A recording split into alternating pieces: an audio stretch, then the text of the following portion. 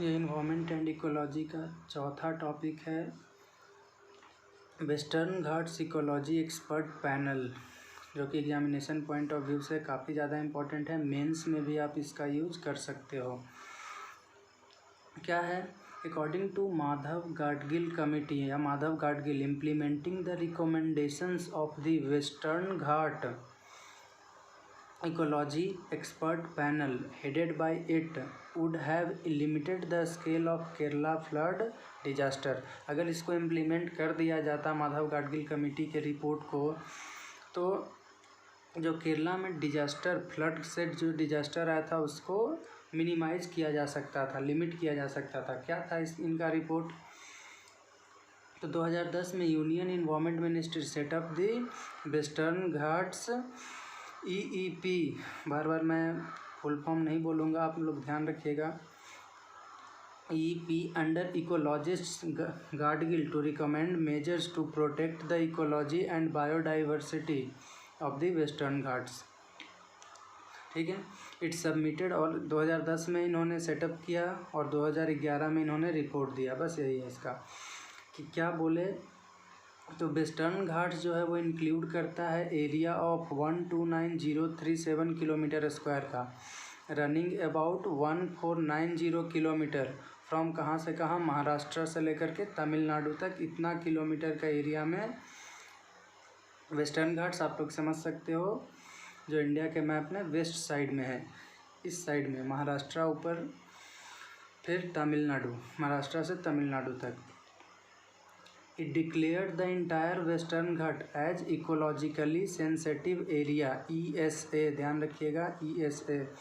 Entire western घाट को क्या इन्होंने बोल दिया? इकोलॉजिकली सेंसिटिव एरिया है ये। और इस एरिया में इन्होंने डिजाइनेट किया क्या? सब रीजन्स, यानी उसको और भी बांट दिया। कैसे? ESZ यानी इकोलॉजिकली सेंसिटिव जोन्स एरिया को उन्होंने और भी छोटे छोटे जोन्स में डिवाइड कर दिया, 1, 2 और 3। ठीक है, किस चीज़ को देखते हुए? तो थ्रेट को देखते हुए। ठीक है, क्या रिकमेंडेशंस था ESA के लिए, एरिया के लिए? तो ban on cultivation of genetically modified in entire area, यानी कल्टीवेशन को पूरी तरह से जेनेटिकली मॉडिफाइड इन इंटायर एरिया।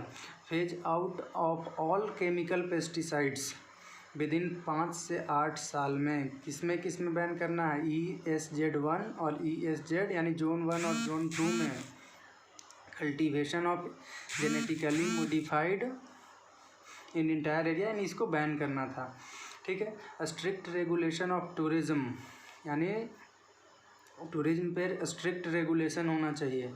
प्लास्टिक बैग को पूरी तरह से 3 साल के अंदर में उसको क्या कर देना है? ख़त्म कर देना है। No new SEZ special economic zones या hill stations to be allowed, किसी भी प्रकार का कोई नया स्पेशल इकोनॉमिक जोन्स और हिल स्टेशन अलाउ नहीं किया जाएगा। फिर है next, ban on diversion of forest land for non forest purposes in ESZ1, यानी जोन 1 और जोन 2 में किस चीज़ के लिए बैन था? Diversion of forest land for non forest purpose, यानी जो फॉरेस्ट के लिए लैंड है उसको नॉन फॉरेस्ट पर्पस के लिए आप उपयोग नहीं करें। नॉन फॉरेस्ट पर्पस में कुछ भी हो सकता है, जैसे टूरिज्म ही हो गया, रोड का कंस्ट्रक्शन हो गया, या बिल्डिंग का कंस्ट्रक्शन हो गया, और भी कह सकते हैं हम लोग एग्रीकल्चर हो गया। किसी भी प्रकार का कुछ भी यहाँ पे नहीं होना चाहिए। नो न्यू डैम्स इन ESZ1, यानी जोन 1 में डैम तो बिल्कुल भी नहीं होना चाहिए। No new polluting industries in 1 and 2 areas, यानी कोई भी पॉल्यूटिंग इंडस्ट्रीज भी नहीं होना चाहिए जोन 1 और जोन 2 में। फिर set up a Western Ghats ecology authority to regulate these activities in the area, यानी एक अथॉरिटी वेस्टर्न घाट के इकोलॉजी अथॉरिटी यहाँ पे रेगुलेट करिए, ताकि ये एक्टिविटीज़ को क्या कर सके? रेगुलेट कर सके। ठीक है, फिर इसके बाद आया कस्तूरी रंगन कमेटी। ठीक है, तो कस्तूरी रंगन कमेटी क्या था? तो it's recommendations were opposed by the 6 concerned states.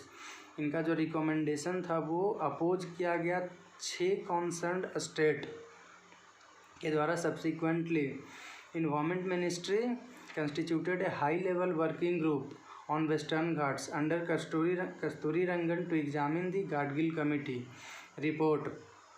यानी यह बोला गया कि आप गाडगिल कमेटी का जो रिपोर्ट है उसको एग्जामिन कीजिए, और ये सबमिट कर दिए उसको एग्जामिन करके, कब, 2013 में। तो ये क्या किए, इन्होंने ब्रॉडन कर दिया डेफिनेशन ऑफ वेस्टर्न घाट को and included A total area of 164,284 kilometre square in it.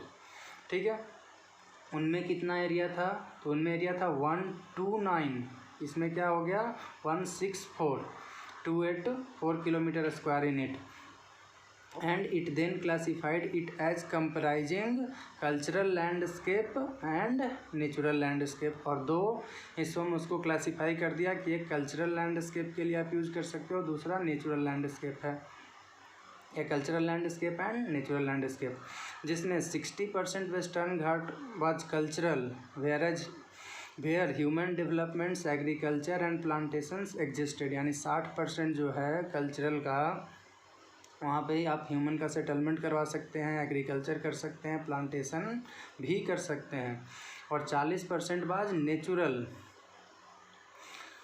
Of which biologically rich area was only 37%। 40% जो था जिसमें से बायोलॉजिकली रिच एरिया से 37% था। It was only this part that needed to be classified as ESA।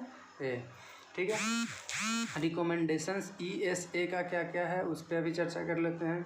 तो ban on, क्या क्या ban करना है, mining, quarrying and sand mining वगैरह को पूरी तरह से बैन कर देना है।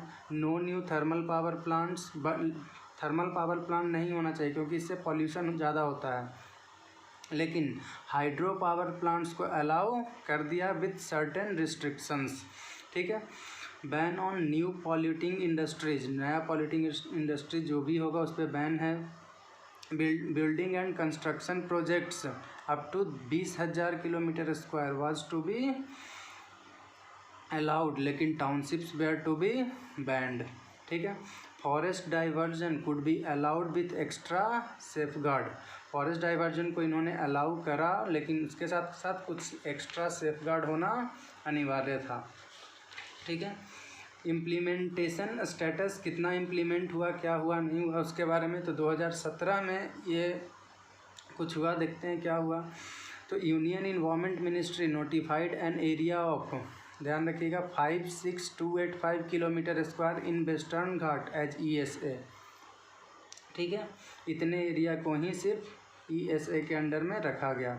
ठीक है, था कितना, मैंने आपको पहले बता दिया है, this was slightly less than इतना kilometre square recommended by Kasturirangan committee. जो जितना इन्होंने कस्तूरी रंगन ने रिकमेंड किया था उससे इतना ये कम है। तो आज के लिए इतना। अगला टॉपिक हम लोग डिसैलिनेशन एंड ब्राइन पे चर्चा करेंगे। तब तक के लिए गुड बाय।